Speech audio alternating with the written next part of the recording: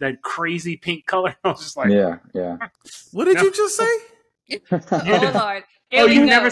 Oh, Oh man, Y'all have a good night. Is chili with beans chili, or is chili without beans chili? Ooh. That is a really deep question. And that shocked the heck out of me. I was not expecting that at all. You had that on a scoop, or that was on some little Fritos? No, but I was on a scoop. That was on a scoop? Yeah. Oh, so you made an East Texas amuse-bouche? Yeah, exactly. That boy bad. That's a bougie chili right there. Truthfully, like, we don't show our roux pots at all. Like, you have to, like, I get it. I get it. yeah. I Like, we don't totally show get the it. public at all or anything. Like, we even don't show all the employees. And if you got Cajun clearance, you must be Yeah. doing something right back there. Yeah. We have these 2 new items. I'll drop it, right? I'm going to leak some information here. We have these 2 new items coming, okay? Awesome. I'm excited to hear this.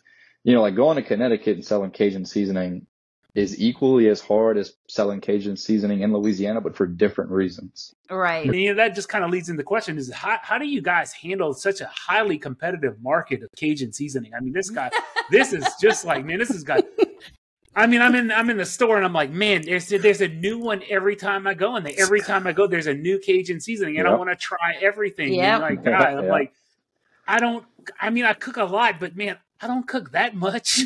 Yeah. Good Cajun seasoning is the best base seasoning that you could use across the board in almost any dish and make it better. Absolutely. So I have a very important question to ask you.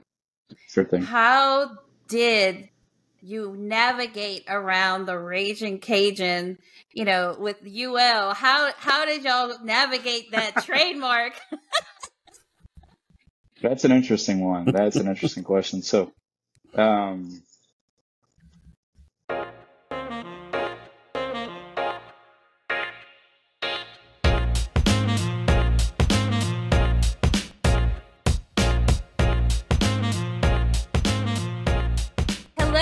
welcome to Stirring the Pod podcast, a podcast all about discussing controversial food topics, historical aspects of food, and pretty much everything else food and cooking related. Let me start by introducing my co-host. First up, we have Mr. Barbecue Brand, our resident pitmaster and a past guest on Food Network's Barbecue USA. Welcome, Barbecue Brand. What it do? I am Barbecue. I'm your pitmaster's favorite pitmaster. Second up, we have Mr. Brandon D., our resident food science nerd and Southern cuisine expert. Welcome, Brandon D. Thank you, everybody. Welcome. I am KCP, your host and cookie queen.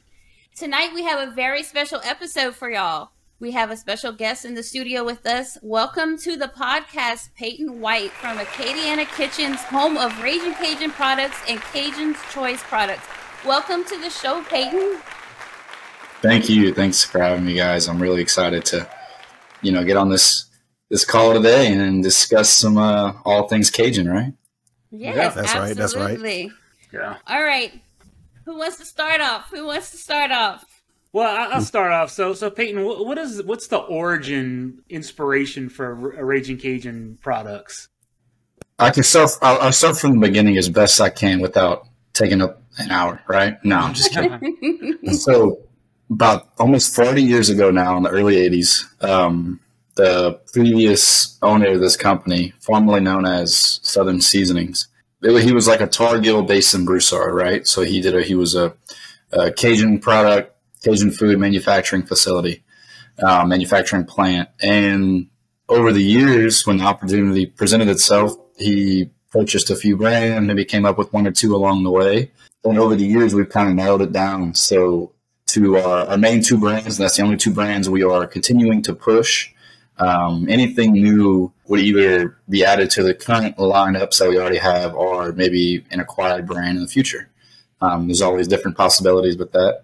I want to say Ragin Cajun came along in the mid to late 90s. It was started a few years before we acquired it and started out in Lake Charles. It was a guy who, just like us, a graduate of UL, I guess he wanted to share some of his cuisine with the local Lake Charles people. And then we ended up producing it for him. And then I guess when he wanted to get out the game, we purchased it from him. Mm-hmm. Cajun's Choice was actually started on the Pacific Northwest of the world, but He lived in Louisiana. I want to say. I think he was even a UL baseball player at one point. The guy who started this brand. So he was from there, moved back home after college, wanted to take the Cajun cuisine with him. Took it out there, started selling it. And then I want to say he played professional. So once his career kind of started taking off is when he, launched Cajun's Choice. I think it might have got too busy for him. So he sold it to us in the early 2000s. And ever since, we've been doing our thing. So we had a few different brands kind of come and go along the ways. And we picked out the good products and put them under the name brand and color scheme, everything we think, does the best and looks good. Mm-hmm. That's kind of our story. That's the origin story right there. Well, it's so interesting how infectious our culture is down here. You got somebody coming from Oregon, comes to UL. Right. Oh, I'm going to start this company with Cajun products. That's cool. Yeah. That's interesting. Yeah. That's really cool, actually. Yeah. You'd be surprised. There's a lot of people, out there that do different things like that. And there's a lot of people that try to call it Cajun that have never even stepped foot in Louisiana in their life. So there's a big fascination with our food for sure. That is definitely true. Yep. And there's such a market saturation for Cajun seasoning. We've been going to, even here. So Brandon D and I both live here in Houston, and just here you should see the market saturation for Cajun seasoning. But I do have to say, so I moved here. What is today? Oh my God. It's 12 years literally today that I moved to Houston. That was not planned. Oh, wow. Wah. Exactly. We've been trying to come home ever since. And when I moved here, it was like I was very homesick. I still am. Like 12 years, I'm still homesick, right? Because there's nothing like home. But I can remember going into HEB and seeing the Ragin Cajun seasoning, and it was like a little taste of home. And we used Ragin Cajun for years and years and years. We use all different kinds now just to try everything out. But Ragin Cajun was definitely my favorite. Moving here, it's got a special place in my heart. It's definitely a go-to. I know I can always trust the seasoning. I know I have a can of it in my office, so I was like, I just get some Ragin Cajun from my office. It's perfect. It's got a nice balance of heat and spicy and saltiness. I find it I really like about your seasoning is the punch of celery that it has. Not every seasoning uses that, and it's a really nice flavor, especially on a Cajun seasoning. So would you say that the Ragin Cajun, the original seasoning, is like your flagship product? Absolutely, yeah. So I brought a few samples from work just so I could do a little show and tell with it too. So this Ragin Cajun original Cajun seasoning, I mean that's the anchor behind the brand, right? That's the anchor behind the company. Not only is that seasoning the focal point of being Cajun and being true to this area and being authentic, but for example, we have it listed in some of the box centers, right? So it's seasoned with Ragin Cajun original. We have it. I got more. We got it on our beans. We got it seasoned with Ragin Cajun original. It's an item that, besides the individual SKU itself, it crosses the company in many different ways. We have a line of 7 different beans with the seasoning packet in there. We have right now we have 4 box centers that are seasoned with the original, and probably more to come. Different things that we're trying, different niches that we're trying, different innovation. We're not only just trying to do Cajun, but we're also trying to bring Southern dish items and flavors to the world that we enjoy and we like, and that's kind of the niche behind the brand. But definitely the Ragin Cajun would be the anchor SKU for sure. That's awesome. So I have a question related to that too, and this is something that I haven't asked anybody else that I know that makes seasoning, because you've been doing this for so long. Okay, Ragin Cajun has been around for so long, right? What have you done, or how do you manage the quality of ingredients that go into the seasoning to make sure that it's the same good stuff year in, year out, and it's not deviating based on supply or deviating based on cost? Right. No, that's a great question. And for all my coworkers who plan on watching this, I'm going to give them their flowers right here, right? So the recipes and everything, they start with this lady named Leslie. So she is our R&D food scientist. She has her master's in food science. Nice. She's great. So when she came in a couple years ago, not only did she tweak just about every product we already had existing, but she came up with so many more new ones and more to come, right? Leslie has great experience. She worked 20 years in the R&D department at McElhenney for Tabasco. So she's got a world of knowledge, you know, and she's traveled all over trying different things, doing different things with them. And obviously she's from Lydia, Louisiana, for example. So that's, you know, the heart of Cajun country right there. So absolutely. She, you know, her as well as a few other ladies that I'm about to mention, they really, you know, they care. They really, you know, every day they walk in, even if it's a good day or a bad day, and they do their best.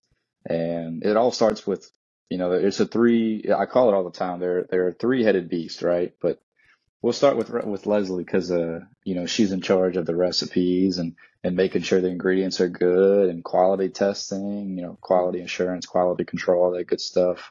Molly, who's our plant operation manager, she looks over logistics. She looks over warehouse. She's the one that's in charge of bringing in the good ingredients. So she's the one that's making the purchases. She's the one that's checking them when they come off the shipment. Like, oh, hey, these beans are good. This salt is fine. This paprika is not good. You know, it's got this or that. And so, you know, she controls inventory. So, you know, that's finished goods, raw materials, the whole, you know, 9 yards of it. So, and then there's Adrian, who runs our plant. She's overseeing everybody back there. So, you know, if you were back there messing around, you know, you definitely know who Adrian is because she likes to yell. And honestly, if it wasn't for her, we probably wouldn't be where we are today. It wasn't for all of them, truthfully, but, you know, they all do their very key important roles, and they all wear many, many, many hats, like day in and day out. They're always doing different things. But, you know, Adrian's looking over the lines back there to make sure everything's working. The second something goes wrong, so I've been with the company almost 3 years now. And I don't work in the back, but I could probably go in the back like anybody else and maybe see if something's a little off. But it might take me 20, 30 minutes. It might take me an hour. It might take me all day. Adrian knows the second something's off within the first 30 seconds, it seems like. Oh, wow. Wow. And she's been with the company, I think 12, 13 years now. You know, she started a while back, and she's been, you know, she's worked her way up, and she's done great for us. And we love our women that work there. They're great. It's truly a very fun and interesting, entertaining work environment. I'm really glad you highlighted them, because I have so much respect and admiration for just the behind the scenes work that make things amazing, you know, that you just absolutely don't see on the front. So shout out to y'all for real. Yeah. What a cool job too. That's a tricky job too, especially with the control. I buy a lot of spices, and I buy a lot of raw spices. This is just singular spices, not necessarily blends. And there is you can taste the difference from one brand to another. I may get I know chipotle powder, something I always buy. And man, I have some that I love and some that I hate. And I'm man, this one's not good. And you don't know until you taste it, but you can, you know, and you really have to trying to maintain quality can be really tough. You know, you can get different, you know, especially with cayenne pepper, you can get such wildly varying levels of heat. It's almost unbelievable. You know, I've gotten some where it says, hey, this is 60K. And I'm like, this doesn't taste like 60K. This tastes a lot hotter than that. Yeah. So, you know, and maintaining that consistency has got to be tough.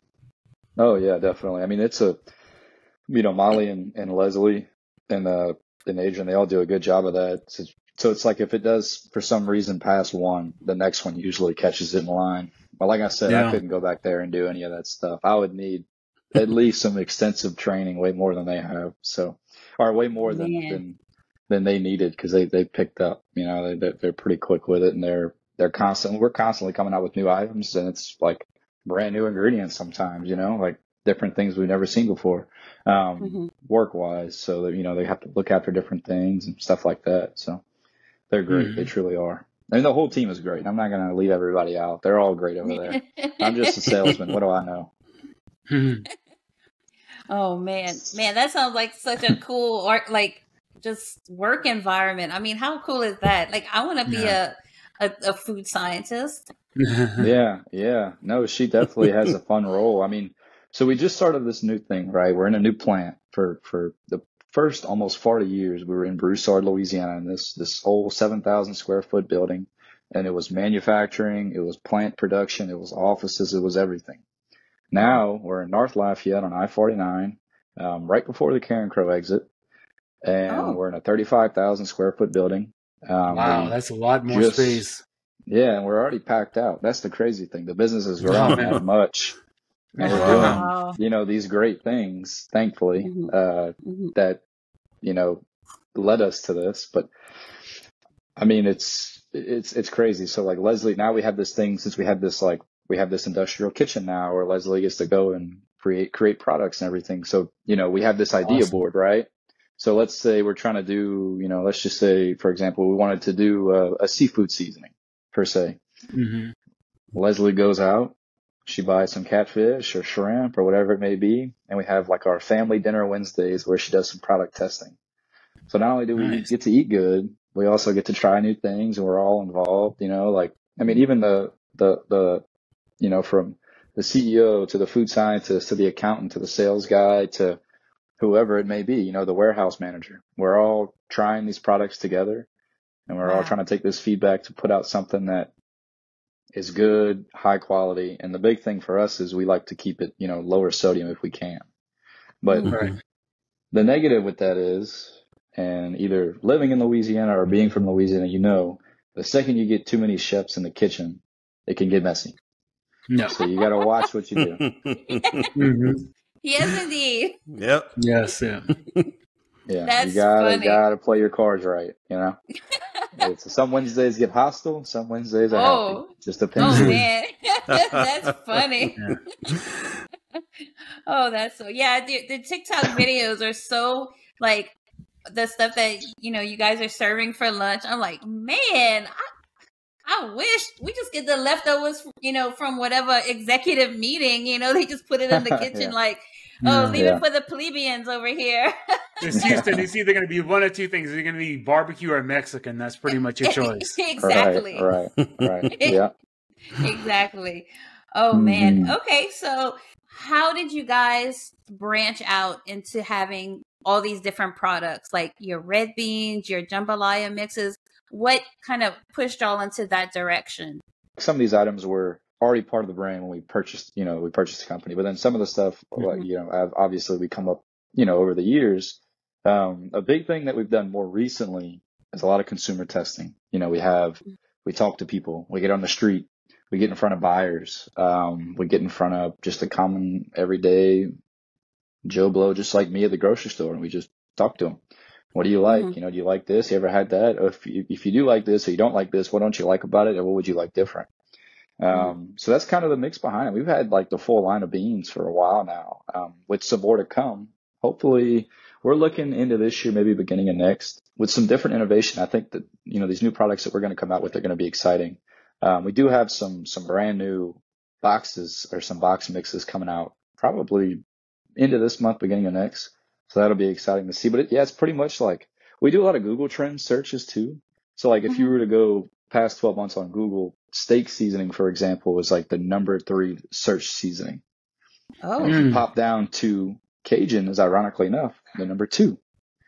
So when it comes to, you know, stuff like that, we look up different things like that all the time. We get different we don't, you know, this is all free public knowledge too. So we just look up different Google Insights, and we get, you know, information that way, talking to customers, the email list, trying to figure out what's going on, you know, what are people liking, how they gauge it, different things like that. And that's, you know, usually how we come up with our things. And I don't want to take any credit there because it's very little on my part. It's a lot on Leslie, Paul, our CEO, and Ryan, our CCO, that come up with a lot of these things. So they're the big brains behind this operation for sure. You know, that sounds so simple, but it's really important. I love that, because a lot of people that want to create tend to lean upon their own understanding rather than going to their consumers. Well, if you're going to put out a product, why not go directly to the person that's going to be purchasing your products, right? Exactly. That's what makes it a business and not a hobby, right? So I'm trying to move units. Let me figure out who's going to purchase these units. I mean, you look at other companies that do seasoning. I know one of the ones that has popped up big over the past maybe like just 2 years is Kinder's. seasonings. Yeah, they've blown up. They have blown up, man. And I mean, they just make all kinds of things. It seems like every time I check, there's something new. It's like, what else new are they coming out with? The crazy ones, and then the generic ones, all different sizes, different things like that. Yeah, absolutely.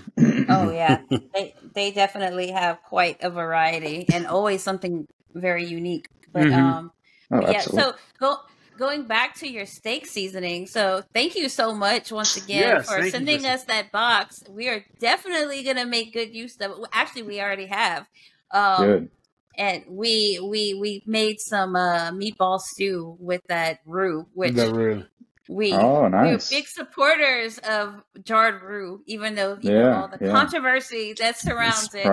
But that steak perfectly seasoning, good. That steak seasoning, we opened it up. I can't wait to bring some over to Barbecue Brand next weekend. But we all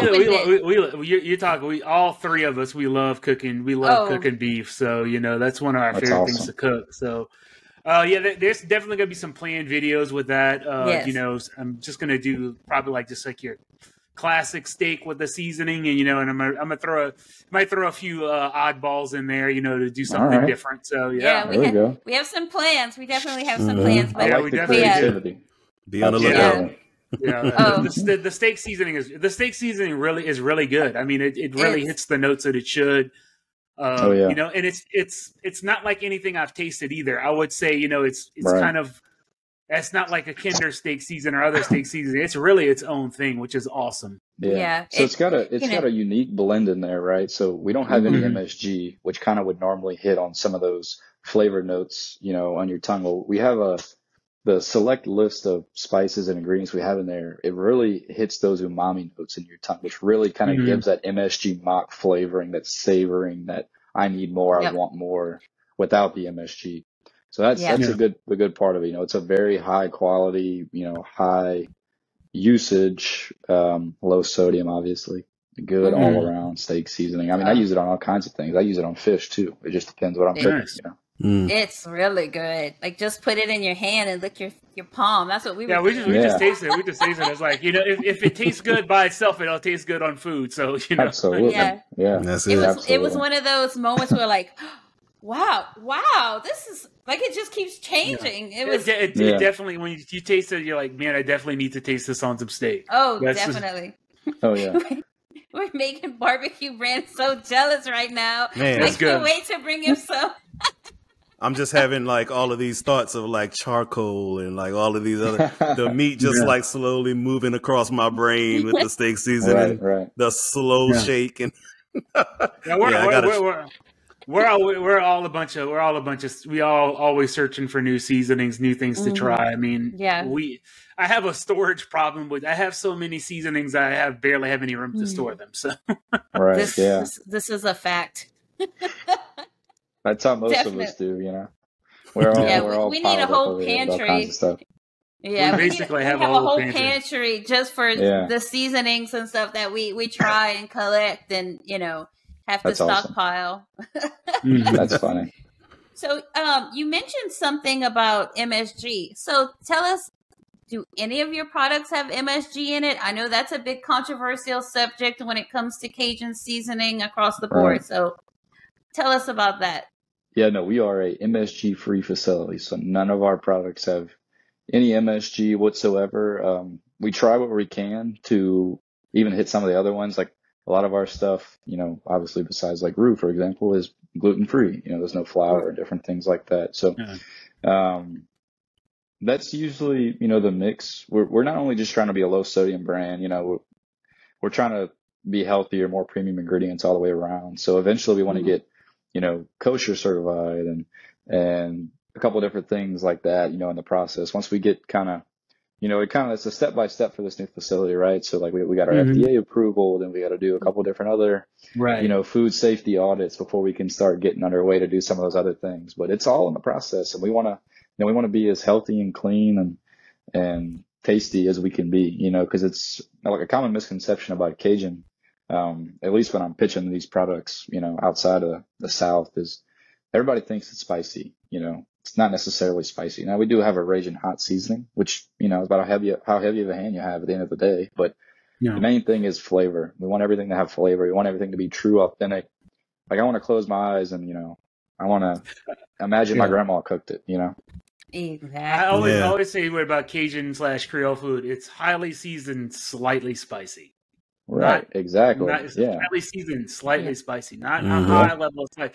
And really, like the people who like spicier food, Cajun people, Creole people like spicier food, tend to make their food spicier. They just add cayenne pepper. They don't really need it in their seasoning. They know how to amp up their own heat on their food. So they don't really necessarily need it or want it in their seasoning. They said, I can do it myself. So absolutely. That's a big thing for sure.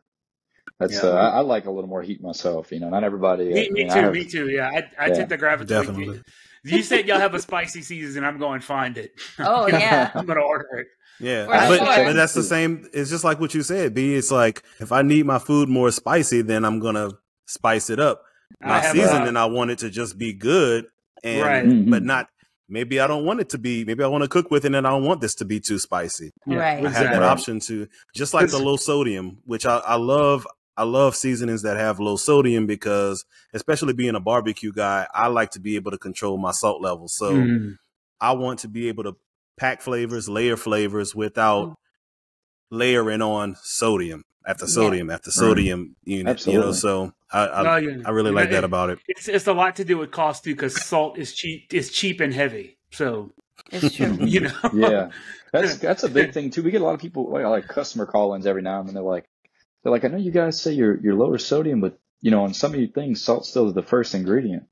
I'm like, well, unfortunately, that's just kind of how the world works because salt is the cheapest ingredient out there. It's one of the cheapest, abundant, items of the world. So it's, and that's, you could take all the salt out, but then it tastes funny, or then it's way too spicy, and or whatever it may be. Like, truly, like to have an authentic Cajun seasoning or a Cajun spice or any type of spice, truly, you need a little bit of salt in it. Salt gives it flavor. As much as people hate on it, at the end of the day, it's a good balance, right? The salt is it's the singular largest ingredients. Now, there's more other stuff than salt. It's just that those portions of each one are smaller than the individual salt. So if you break down your garlic powder, there's more other things in there. The garlic powder is a smaller amount than the salt, but if you combine all the other ingredients, it's way more than the salt. It's just the salt's just the biggest part. It's the biggest singular component. It's the if any in all the ingredients, the one that is that's the largest volume is salt, but it doesn't make up most of the seasoning. And absolutely. And then some people don't understand too. Like you can derive salt from other ingredients too, like chili powder. There's salt in that. No matter how no matter what form you buy it, there's going to be some sort of sodium in it. So even just some of these other spices that you buy that we're adding into the Cajun seasoning, is going to have salt in it. So you might be like, why is there so much salt? Well, it's not that we didn't intend to put this much salt in it to some point, and then some of it had a little bit of extra for some other things that were added to it. So, but that's a great point there too. Now I do have a question for y'all real quick. Okay. Sure. You made me think about it. Made me think about it. I've been sitting on it, and it kind of goes with the whole new item launches and a couple different things we have coming up. You mentioned the consumer testing, and it's nice to get out there. So, we have these two new items. I'll drop it, right? I'm going to leak some information here. We have these two new items coming, okay? Awesome. I'm excited to hear this. All right. So it'll be 2 box dinners, and it's going to be Ragin Cajun Championship Chili mix, Ragin Cajun Championship Chili and Beans mix. So it's going to be 2 different boxes. One is just a chili seasoning. One's a chili seasoning with beans. And obviously both boxes have a chili seasoning and, flavor mix involved. No ground meat, obviously, anything like that. And it's very simple ingredients, both ready in about 20-25 minutes. All you do is you buy your ground meat or whatever protein you want to use. You use water and a can of tomato sauce. Now, my question for you guys, is chili with beans chili, or is chili without beans chili? Ooh, man, that is a really deep question, but I'll go into it. As much. The original chili did not have beans in it, because I don't know if you've ever had Mexican food like carne guisada. It's just like that. It's really just a stew, but it was also made with it's also not made with ground meat. It's made with cubed beef, Right. Yeah. basically Right. cube shoulder. Mhm. So Right. it's changed, but food evolves. I mean, chili became, chili, the people wanted the flavor, and then ground meat's cheaper. So, Right. Things evolve, and then beans. Look, I say, if you grew up with chili without beans in the chili, man, you grew up richer than I did, because we had beans in our chili, man. Yeah, all kinds of things. I'm just saying, you had to stretch it out. I mean, like, Absolutely.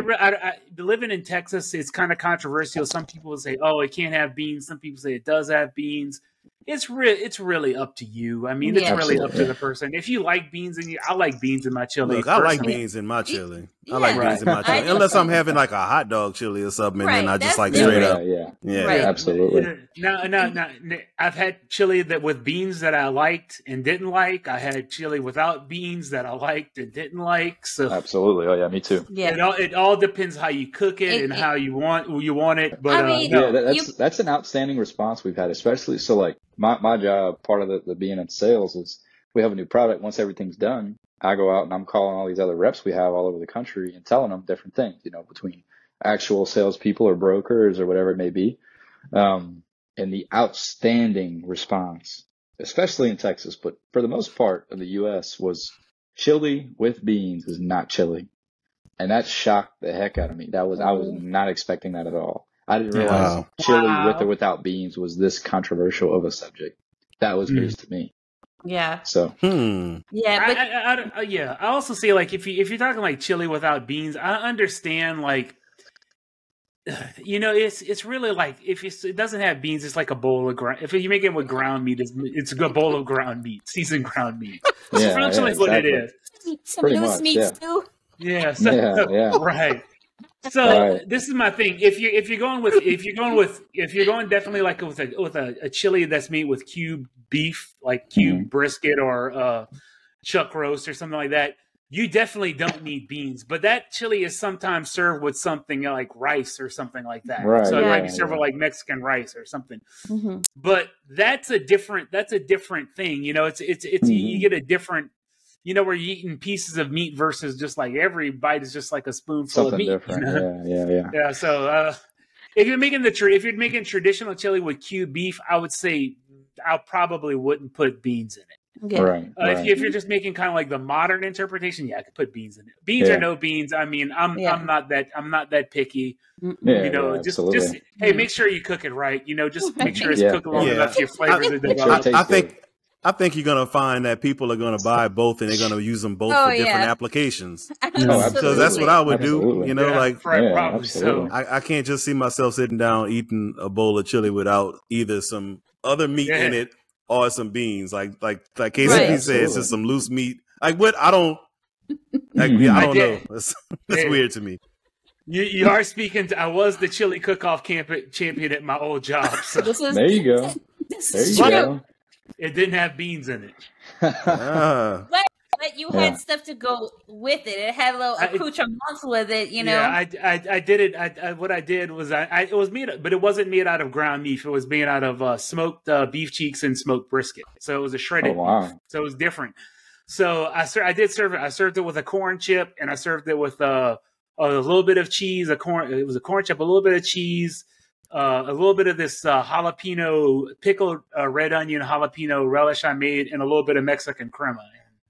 Make it kind of like a composed dish. B, you had that on a scoop, or that was on some little Fritos? No, but I was on a scoop. That was on a scoop. Oh, so you made an East Texas amuse-bouche? Yeah, exactly.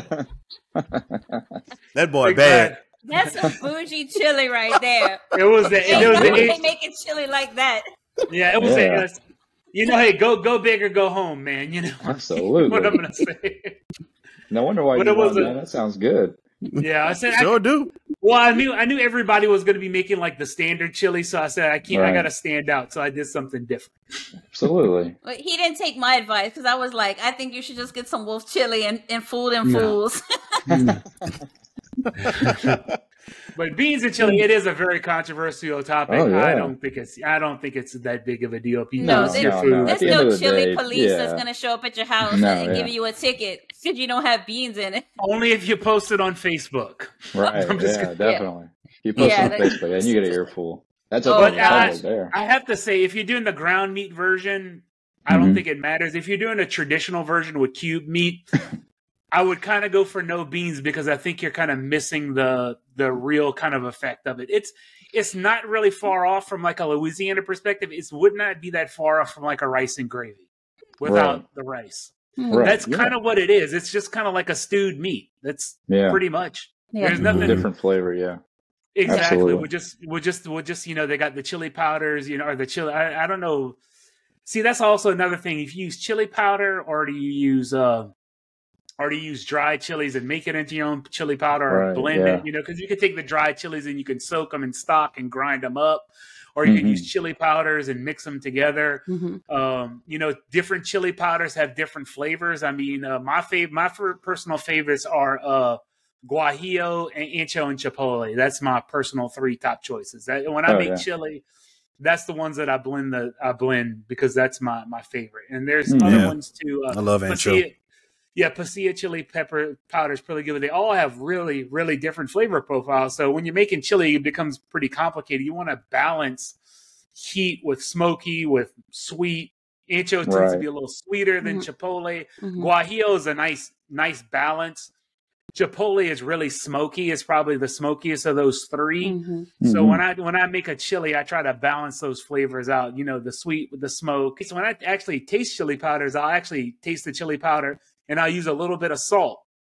And I'll mix salt with the chili powder to taste it because it's the only way you can really taste it is with salt. I think that's a good way to push it too. Everything B's saying, like if you put those products out and you do a TikTok video and you got both of them and like, look, we got one with beans. We got one without beans. What team are you on? Exactly. Just go side, make it up. Yeah, pick a side kind of thing, and then you have different applications for it. Man, it could be fun. Absolutely. You're gonna sell both of those products. I promise you. I will say this though: in Chile, though, black beans are superior to kidney beans. Right. Yeah, I think we actually black beans are the best bean to use. No, I don't like kidney. Kidney beans. I don't like. I like red beans. But I don't like red beans in chili. I prefer black beans. I don't know what kind of beans we have in ours now that I'm thinking about it. Yeah, we might have it might be a black bean or it might be the red kidney. Yeah, that's an interesting take on it. Generally, I prefer black beans. I started using black beans. I just like black beans, but that's personally my favorite bean anyway. So I mean, I'm biased. Yeah. No, but I mean, I won't turn down a chili with kidney beans. I'm not that bougie or proud. Right. I was like, I'm fine. I think they work good. I think black beans just work the best. I wonder if that's more demographic research that could be done. Is because I would think Texas would be more of a black bean in their chili area versus Louisiana. Louisiana, you may have a completely different. I agree. No, that's interesting. That's an interesting conversation. It is a good conversation to have. We might have to go back to the drawing boards. Hey, look, I say if it's a ground meat chili, I really don't care if it has beans or not. If it doesn't have beans, I don't put beans in. I'm like, whatever. You better have some corn chips though. Something we have to have something to make it not just pure meat, right? That's scoop, the scoop. So I'm like, but if it does have beans or not, a ground meat chili, I don't care. But if you're really, it's like one of those things. If you're really trying to be true to the original recipe, like make original recipe chili, you want to use the cube meat. That's a whole different thing, though. That's a traditional recipe, Right. And you always have to have the bedrock of the traditional recipe. And then you build on that. Things can deviate and become different things. That's all great, but the original always stands on its own. But that doesn't mean you can't mess around with it. It is food. This is supposed to be fun. Oh yeah, when you start creative with it, there's all kinds of different things. When you start putting a bunch of rules, you just become a drag, man. Yeah. I mean, you're just really dragging stuff down. Stop. Just have fun with it. Cajuns are really good at putting rules on food too, because they think every way is the best way to do it. Their way is the most particular. We have covered this so much on this podcast. Oh my gosh, it's so bad. My God, we really have, and just jarred roux alone, like my God. I'm gonna say this. I'm gonna say this right now. Y'all know my position, but I'm reiterating it does not matter that much. What matters is if you cook that roux for 30 minutes versus somebody cooks it for 3 hours. The 3-hour person is gonna beat you no matter what roux they used. You cannot cook roux that fast. It just doesn't work. No, right.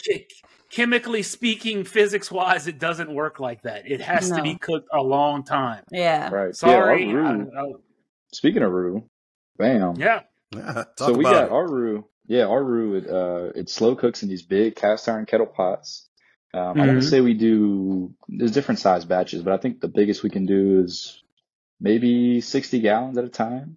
Wow. It slow cooks for 6 hours. It's toasted wheat flour and soybean oil.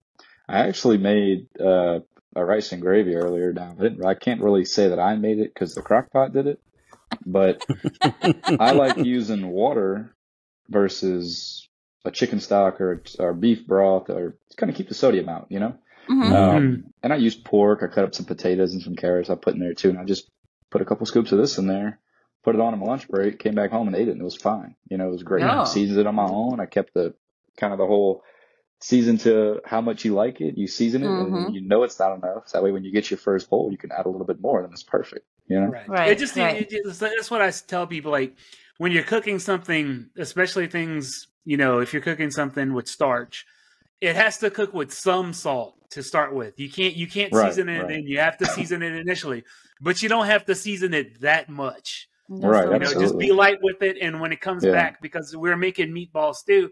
I can only put so much seasoning in. When I'm cooking down the roux, I don't have my meatballs in it yet. I'm cooking down the roux. I know when I add those seasoned meatballs that's going to season that stew even more. So I have to be careful with that. Absolutely. So once I add the meatballs, I have to let those sit and cook and then taste it for salt after that. But yeah, I do like your roux. I noticed your roux was pretty dark. I mean, it was very close to like a milk chocolate. A lot of roux you get in the jar are a red, a red roux, which personally I do like red roux too. I usually go between milk chocolate and red. That's my preferred band.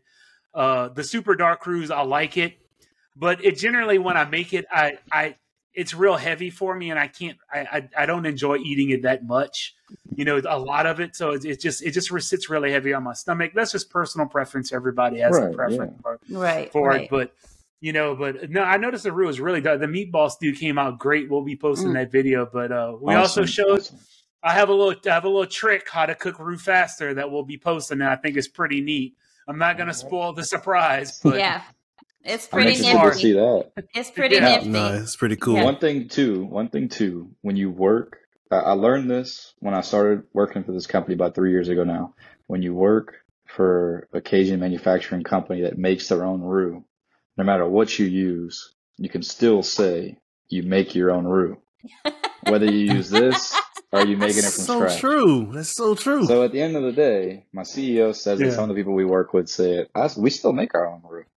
You might just see mine come from a jar. Right. You know? It comes in big batches when I make it. I find nothing. I mean, the only way you could really like make your roux like super unique is if you're making your own and you want to use a particular type of animal fat in your roux. That has its own merits, but you know, also those roux tend to be super rich. So even if I did say I'm making like a roux with like Wagyu fat, like beef tallow, I wouldn't use all of that because it's just way too potent. I mean, it's too much. So I need to blend it with another roux that has a little more neutral flavor, not to make it like super, super rich stuff. So even when we do use unique roux, we often blend with other roux to make it. You know, you can blend. That's the thing with roux. You could blend people don't know this, but you don't have to use one particular shade of roux or type of roux. You can blend multiple types.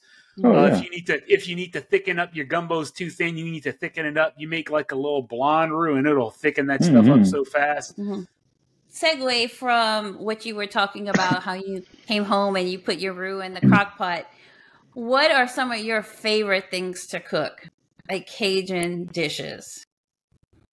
I don't know. It's recently kind of grown up, learning from my dad how to do a few things, and my parents. My dad was mainly the chef. Learned a few things from my grandma, and then honestly, I learned most of my stuff, hanging out with family and friends and their parents cooking, and my buddy wants to try something because he learned something from his dad and stuff like that. You know how the culture is down here. Yeah. Oh yeah. Absolutely.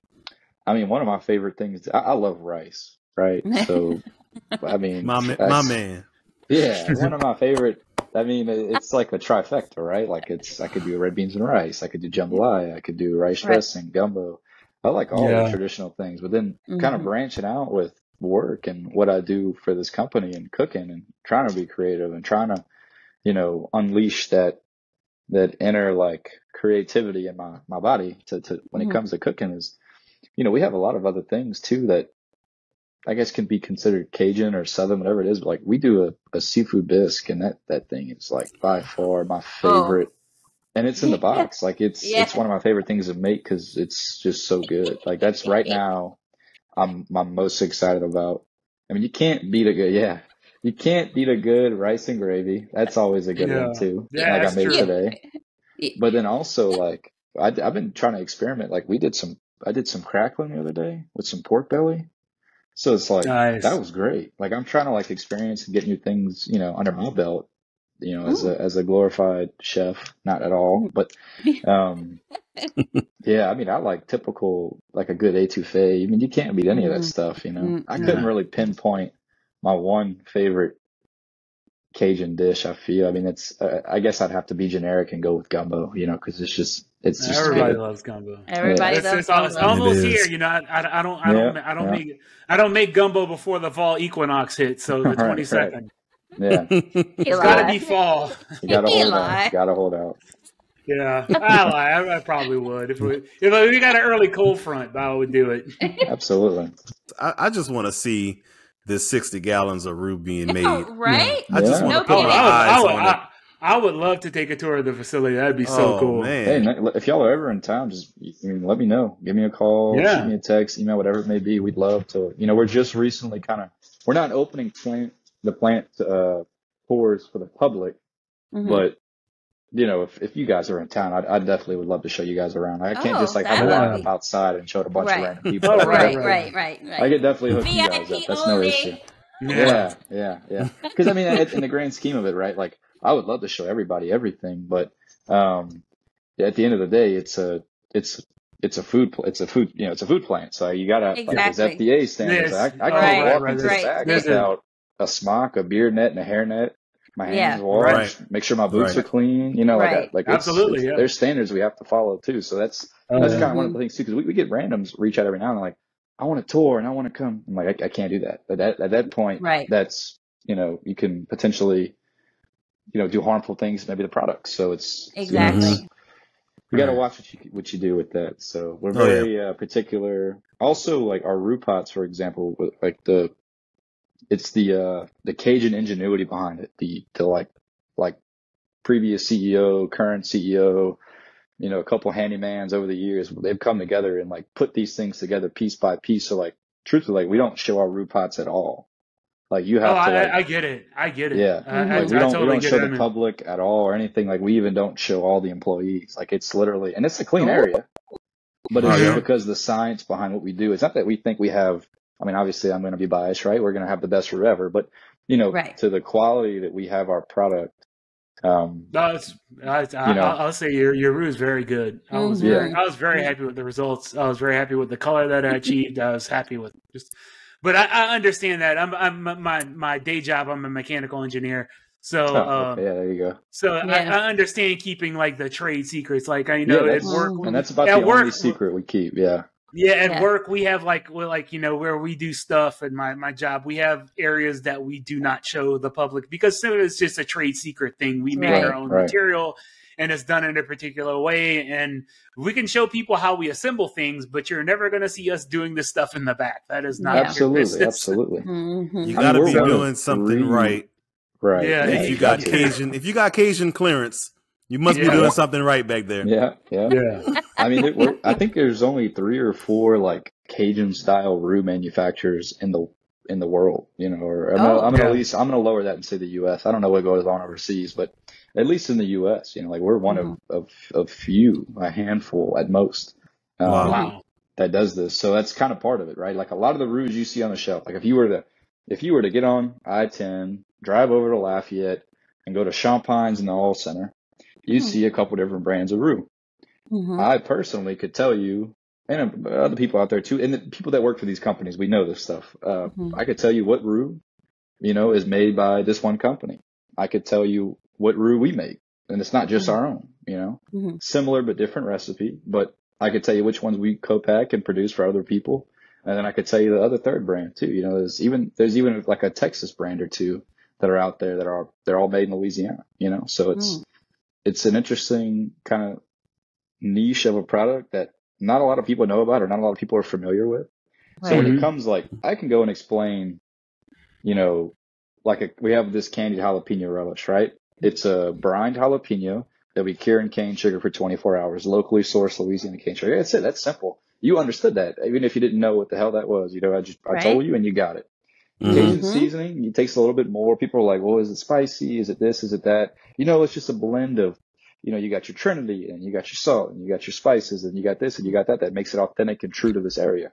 And then you go to roux and you're like, oh, it's flour and oil cooked. And they're just like, I don't know. Yeah. It's something about roux that just confuses people.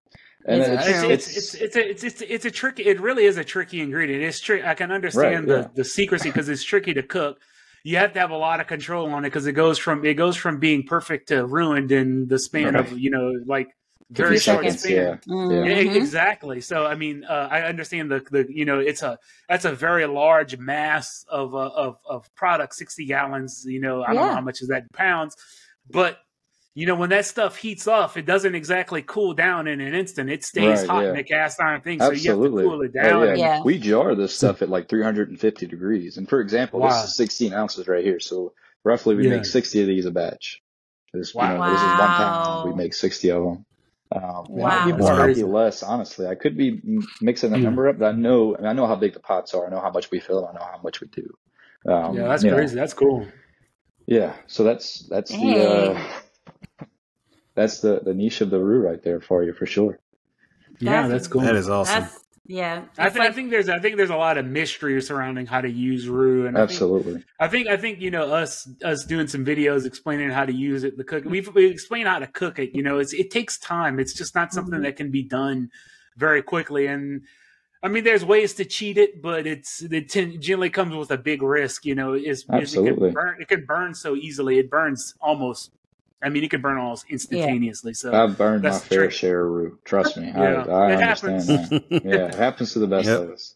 Oh yeah. Oh yeah. I tell you what, though, I really I always get impressed with large productions because of the scaling aspect. I think a lot of people have this misconception in their mind that, okay, if I'm going to make one serving of something, right, I have 2 parts salt to 1 part garlic to a half part pepper, and then I'm going to scale that up to 50 pounds that I can just do simple multiplication and get. It doesn't work like that. So the amount of the amount of skill that it takes to be able to produce these things in large amounts and to get it right and consistent is really impressive. Our recipe files are ridiculous, different things like that. And like we talked about at the beginning of the call, like the type of ingredients and the specifications we have to follow and make sure everything is consistent. That goes into, let's say we have a new blender and he's like, it's just a half pound off. Like, no, that half pound matters. Even if it's going in a 500-pound batch of Cajun seasesoning, that 1/2 pound of salt could make the difference. So let's make sure we're getting it right. So important to maintain quality. It's just it can kill a business just being inconsistent with quality. You see it with restaurants all the time. Everybody's been to that restaurant, and you go there that one time you say, it's not as good as it was. And that's kind of the end of it. I hate to say that, but some places they hooked you and switched it. I think your brand is doing it right. I think the more successful you become, I think the more quality you should push for higher grade ingredients. You should actually start increasing your quality. Yeah. You know, Right. you should look for better products. You should try to improve. Don't take a backward step and scale back and make it worse. Make it better. I mean, Right. you know, you know, that just kind of leads into the question is how do you guys handle such a highly competitive market of Cajun seasoning? I mean, this is just like, man, this has got, I mean, I'm in the store and I'm like, man, there's a new one every time I go in there. Every time I go, there's a new Cajun seasoning and I want to try everything. Yeah. And like, God, I'm like, I cook a lot, but man, I don't cook that much. Yeah, right. Yeah, You know, I have a course. full-time job too, so Absolutely. Yeah. No, it's a battle, man. I mean, even in Texas, I'm not even going to just say Louisiana. Like, you could go across the South with this. I mean, even in different parts too, like the length of the seasoning sets nowadays, even in your smaller stores or, you know, like a Walmart, for example, that's like 20 feet of spices, you know? Yep. right. And then in some stores, you even have like a Cajun Southern set with even more. So it's like, it's very competitive in the South because it's funny. Louisiana is like the hardest market. Well, let me word it like this. Louisiana is one of the hardest markets to sell in because everybody does their own thing and everybody has their mama's uncle's brother is the best and whatever it may be. But when you go outside, they kind of go a little more north where they're not familiar with it. And the flavor profile might be scaring them, the spice level, different things like that.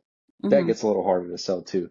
But in the areas that use Cajun seasoning, in the South per se, Louisiana is the hardest sell ever, man. They're so particular and it's like everybody is a local business. So it's like you have Boudreaux's, Thibodeaux's, Quibodeaux's, you know, Terrio's, all of these people that it's all, you know, good product, but it's just like, it always got a little tweak here and there and a little bit different. And then one person swears by it and their whole family's been using it for 25 years and different that. So it's hard, but ironically enough, Texas, which still has a lot of different seasonings, you guys are more of a rub market than maybe like a big wide range of Cajun seasonings. You know, Texas is our number one market for us, truthfully, across the whole brand.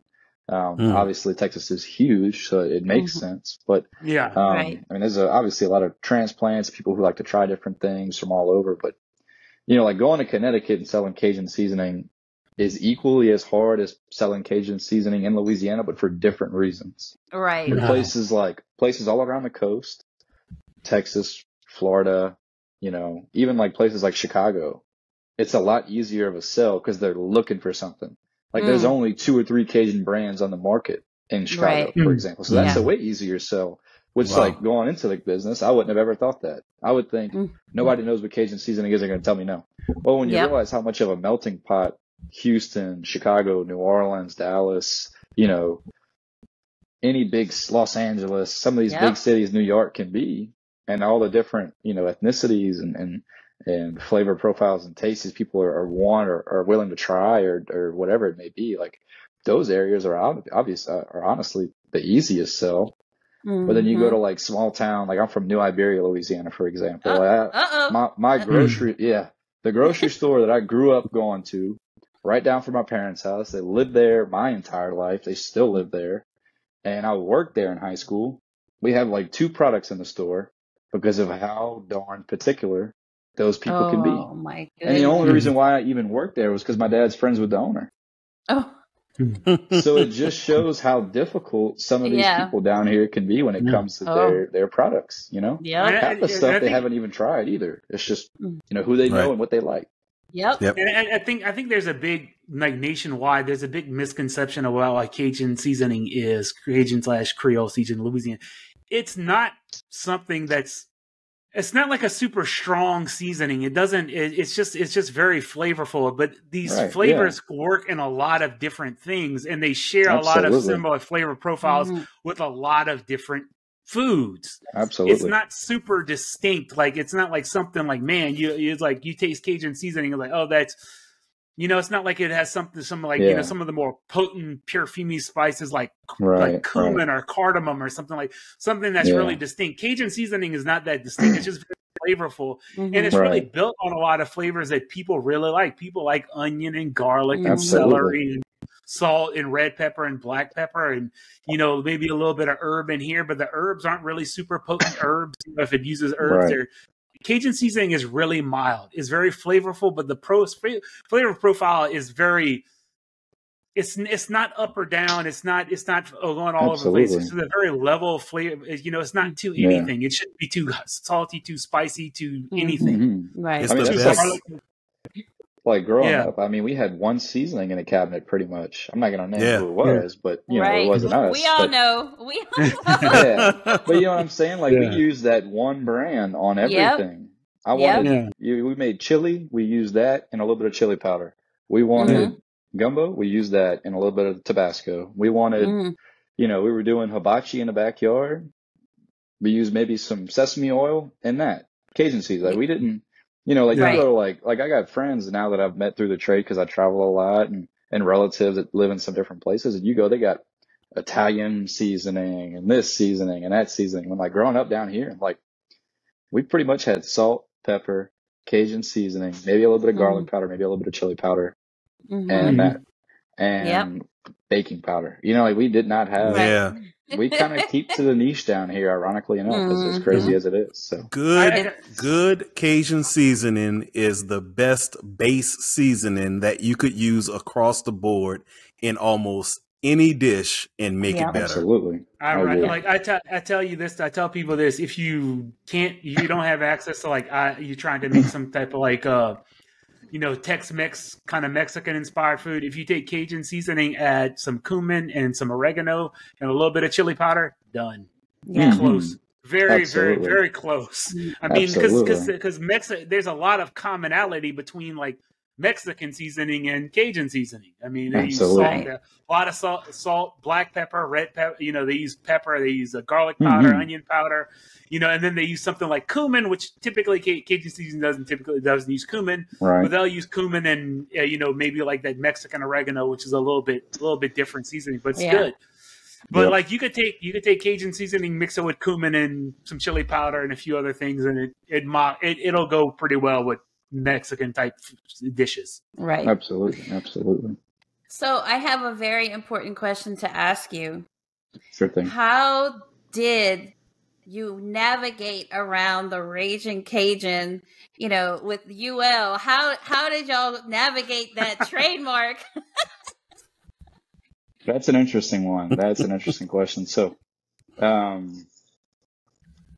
we do have a trademark on, for example, we have the trademark on for retail food products by, regards, Ragin Cajun, C'est Bon.